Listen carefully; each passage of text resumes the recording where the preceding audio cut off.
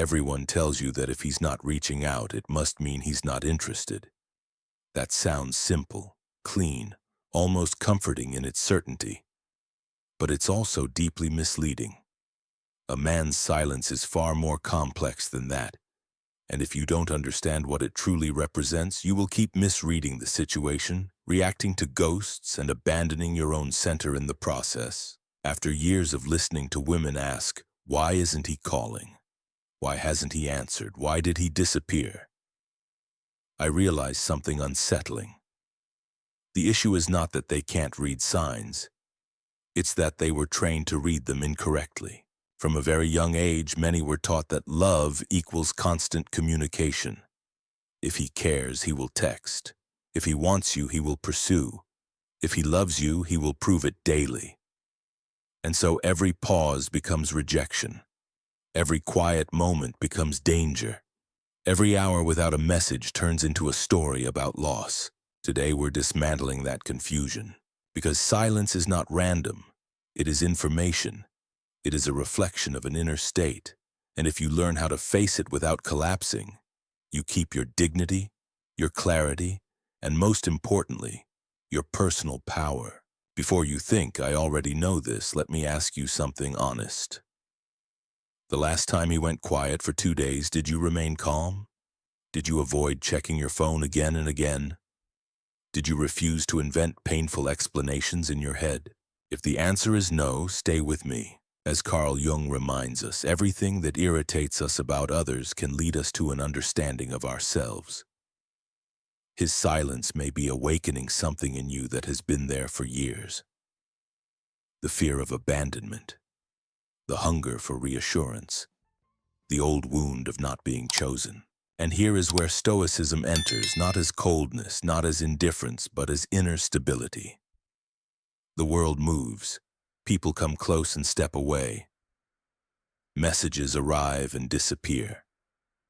But you remain rooted. This might be hard to hear, but sometimes silence becomes a way, conscious or unconscious, for someone to observe your reaction, not always maliciously. Yet it reveals something powerful. Will you stay centered, or will you chase? And very often, brilliant, capable, accomplished women who run companies, raise families, survive enormous hardship, lose themselves completely at this point. One unanswered message, and the confident adult turns into an anxious child. If you send follow-ups to relieve your panic, if you begin explaining yourself when nobody accused you, if you rush to maintain contact so you won't be forgotten, the message received on the other side is simple. My attention regulates her emotional world. That is too much power to give away. Here is the principle that changes everything. Your value is not defined by who contacts you. Your value is revealed by how you remain when they don't. A woman who continues her day, who keeps building, working, laughing, creating, even in uncertainty. That woman possesses gravity. She is not waiting. She is living. And when he reappears, as many eventually do, he does not return to someone frozen in expectation. He meets someone in motion. Believe me, he feels that immediately. There is a completely different energy in a person who is complete within themselves, compared to one who is hoping to be completed by someone else. So the real question is not why is he silent. The real question is who do you become in the silence? Because that answer reveals where your strength is and where you still abandon yourself. Good. Let's go deeper. Because once you stop reacting automatically to silence, something uncomfortable begins to surface. You are left alone with yourself. No distraction, no reassurance, no incoming proof that you are wanted. And for many people, that is the real fear. We like to think we are upset about his absence. But very often what truly terrifies us is the absence of external validation. Without it, we are forced to confront our own doubts about our worth. This is why silence hurts, not because a phone stayed quiet, but because an old inner voice became loud. Again, remember the insight of Carl Jung. What disturbs you outside is pointing towards something unresolved inside. The outer man becomes the carrier of an inner drama. His distance activates ancient questions. Am I lovable? Am I enough? Will I be abandoned again? And if those questions are still bleeding within you, no amount of texting from him will ever truly calm them. Relief will be temporary. Anxiety will return the moment uncertainty appears again. So if you are honest, the goal is not to make him communicate more. The goal is to build an inner foundation that does not collapse when he doesn't. Now here comes a truth many people resist. Sometimes his silence is simply not about you. He may be absorbed in work, focused on solving a problem, managing stress he doesn't know how to articulate. Men often compartmentalize life in a way that can feel alien. When they enter one arena, the others fade into the background. It doesn't mean you are unimportant, it means his mind has moved elsewhere. And yes, that can feel lonely, especially when you are making space for him in your day, thinking about him, wanting connection. But here is the turning point. Instead of asking, why isn't he showing up for me? Ask, am I showing up for myself right now? Because his silence may be the perfect mirror revealing how much of your emotional stability you have outsourced. When was the last time you were so immersed in your own life that you forgot to check whether he had written? When did excitement about your plans replace anxiety about his intentions? These questions sting because they uncover dependency. You were not born to orbit another person. You are not a satellite. You are a center of consciousness with your own direction, creativity, and destiny. While he is in his world, build yours. While he is quiet, strengthen your voice. While he steps away, step toward yourself. And something extraordinary happens when you truly do this. When he returns, and often he does, he meets someone expanded, someone who continued evolving instead of waiting. He meets depth. He meets movement. He meets mystery. And there is nothing more attractive than a human being who is alive in their own life. But we must also face the possibility that nobody wants to talk about. Yes, sometimes silence is disinterest. Harsh, simple, real. And accepting this quickly is an act of self-respect. Attachment is what prolongs suffering. Attachment to fantasy, to potential, to who he could be instead of who he is showing himself to be. There is enormous freedom in saying, if he walks away, he is making space for someone aligned with me. The woman who understands this does not beg. She does not negotiate her value. She does not audition for love. She observes. Then she learns. She chooses. And paradoxically, this is the moment she becomes powerful. Because love that must be chased is rarely love that can be kept. Here is something that may sound controversial. Yet life proves it again and again. A man who vanishes without explanation is revealing his communication, his emotional availability, his readiness. He is telling you the truth early. Painful, yes, but useful. The universe often protects you through removal. Sometimes the most honest answer is the absence of one. And when you change perspective, instead of asking, what did I do wrong? You begin asking, what is this teaching me about what I will and will not accept? That is growth. That is individuation. That is returning to yourself. But compassion also matters. Some men withdraw because they were never taught to express vulnerability. Silence can be confusion, fear, shame, overwhelm. Understanding this opens the heart. Yet, and this is essential, understanding does not require endless tolerance. You can empathize and still decide it is not enough for you. You can see his limitations and still want something different. Maturity means recognizing reality without abandoning your needs. So again, the focus returns to the same place. Not him. You. Who are you becoming in this moment of uncertainty? Are you shrinking or are you deepening? Because the answer to that question will shape every relationship you have from this day forward. Now we arrive at the deepest layer. If you have stayed with me this far, you are already different from the woman who panics at the first sign of distance.